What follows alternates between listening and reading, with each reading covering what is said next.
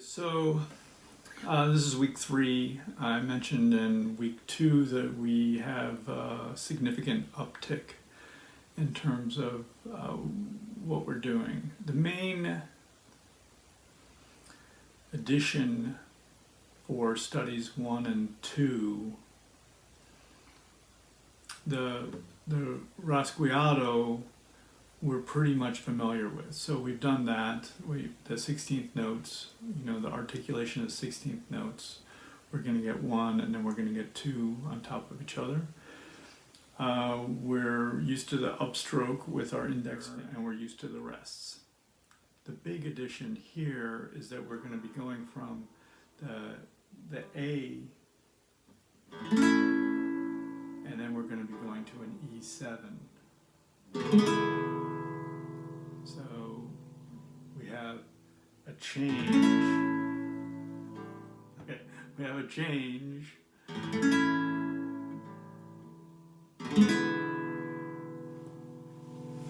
So this brings us to talk a little bit about chords. So this is a pretty handy little tool, this chord wheel, but you can find them, the circle of fifths it's often called. And this allows us to sort of move around, and so we can kind of figure out if we know the construction of a chord, which is what we're talking about first, we can figure out exactly what notes go to any of it. So I'm turning it to C just to begin our first example. So we know that we have C, D, E, F, G, A, B. But we'll look in this little wheel and we'll see C is the 1. D, we see the 2. And that's a minor, but we're not going to worry about that right for now. So that's why it's the little I's. The E is the 3rd. That's also a minor, but again, we're not worrying about it. E, F is the 4th. G is the 5th. A is the 6th. And B is the 7th. So, in a C chord made up of the 1, 3, and 5, we'll find we're going to have a C in there. We're going to have the 3, which is an E.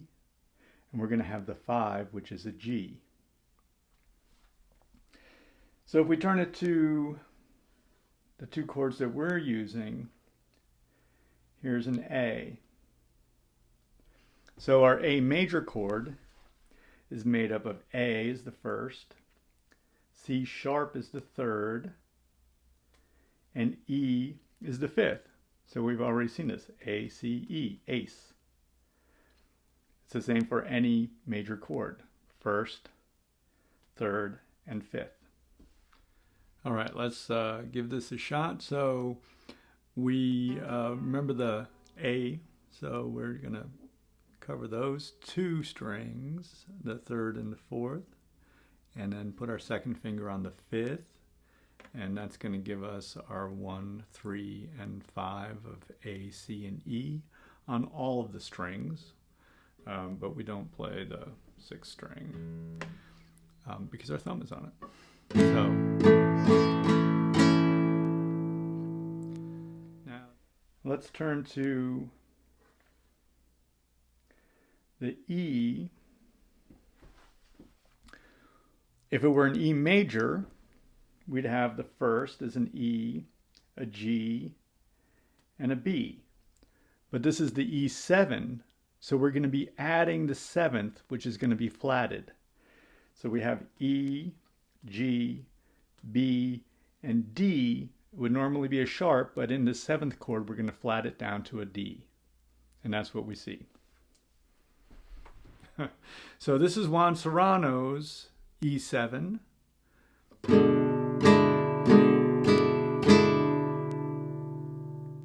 So in this case, we have the A. I actually like this hinge chord quite a lot. It feels very natural. I don't know why we don't learn it more. But anyway, there it is. And then we're going to go here, and I have this pinky does not really want to go where I want it to.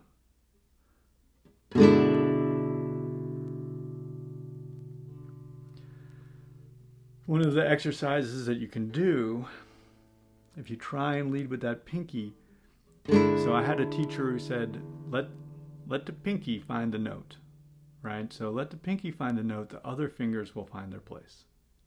So if I'm going from here, what I want to do is I want that pinky to land on that D.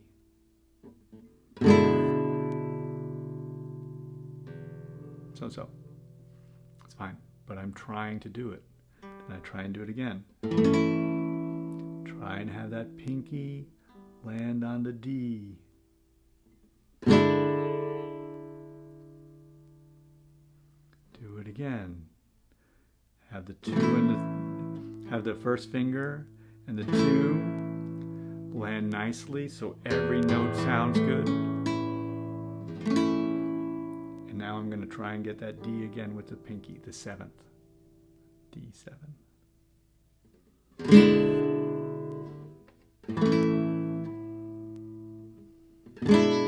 Ooh, I missed it a little bit. I don't know if you saw that. So, in this lesson, for study number 1, we want to start with getting this chord change. Juan Serrano wants us to form the E7 using the 6th open, so it's an E. The 5th string is fretted with the 2nd finger on the 2nd fret and is going to be a B. The D string is also open, and so we get the D, which is the flatted 7th. And the 3rd string is fretted with the 1st finger on the 1st fret and is a G sharp. The 2nd string is fretted at the 3rd fret and is another D, and we have the last open string is an E. So in this piece, we have to change chords. So this is going to be quite a thing.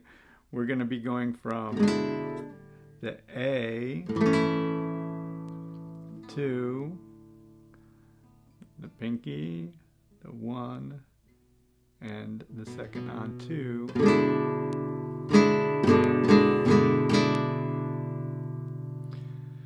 Changing chords is one of the more difficult things that we do, because what we'll want to try to get into the habit of doing is not hunting and pecking for the chord exactly. And for this, it might actually be fortunate, because I will tell you the truth, I've never used this chord for this exercise. I've actually played an E7 like this. So that's also an E7, but it's not this one of 2, there, pinky there, ding. It's not this one, which is a little bit more complex than the one that I was playing. On our trusty 40 beats per minute. 2, 3, 4, E7,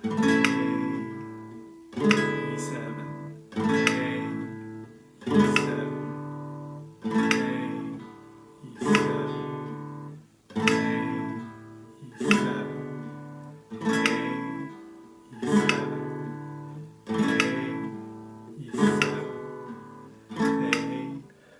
one E and 2, 3, 4 E and 5, 6, 7 E and 8, 9, 10, rest, 1 E and 2, 3, 4 E and 5, 6, 7 E and 8, 9, 10, rest. But it isn't a right answer. It's not a wrong and right. Forget about all that, please. So let's try this. We have A, 1 E and 2, 3, 4 E and 5, 6, 7 E and 8, 9. Here's E7. Rest. rest. Now we're in E7.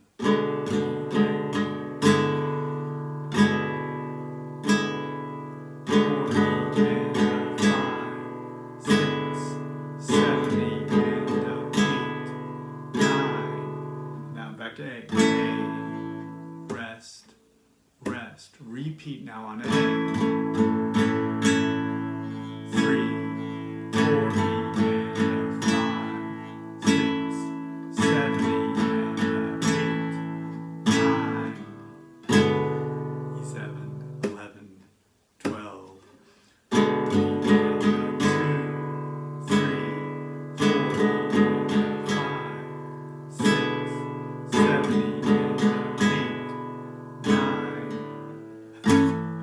What it was.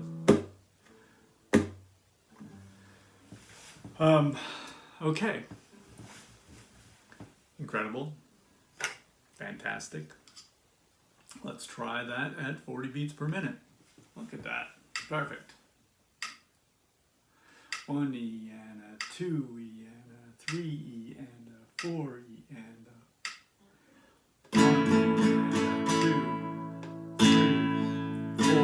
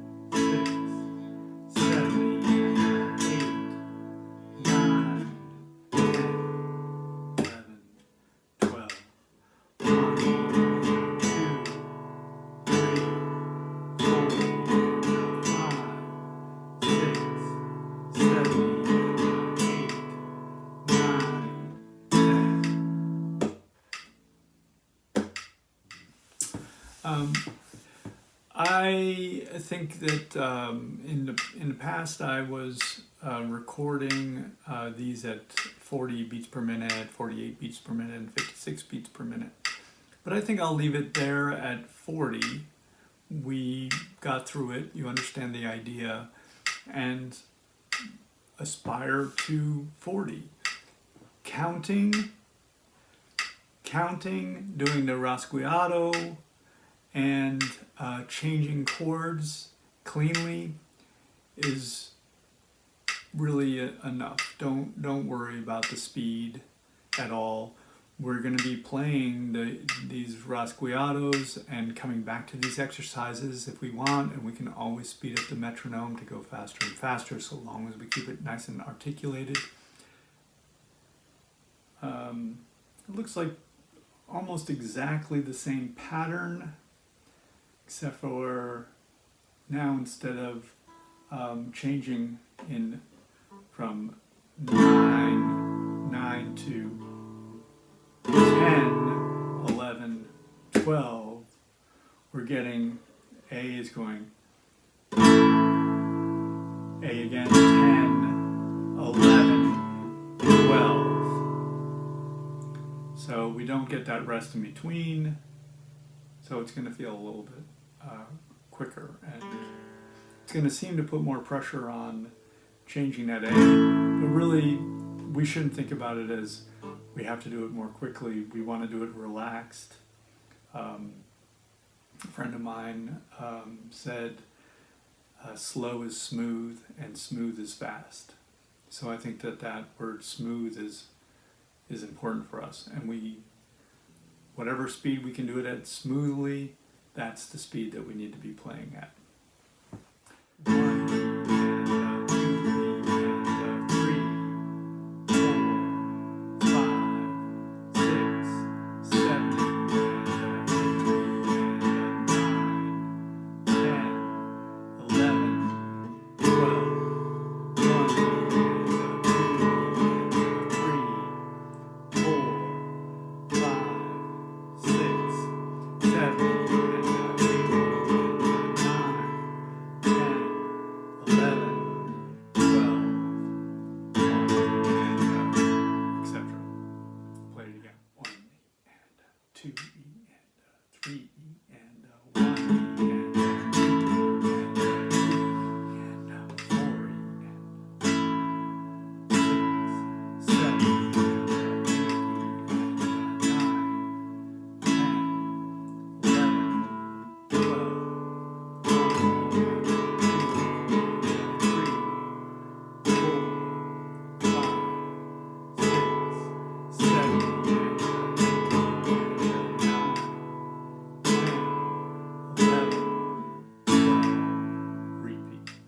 just doing our first two chords, A to E7. This is not, it's not easy. In the end, we want to have that transition be as smooth as we possibly can. We want both of the chords to sound exactly right.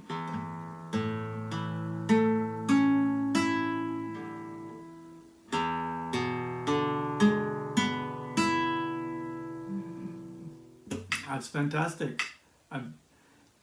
If you're not, what are you doing? If you're playing slower than 40, amazing. If you're playing faster and retaining the articulation, amazing. If you're playing this at 40, also amazing. There's a lot that we're working on with these.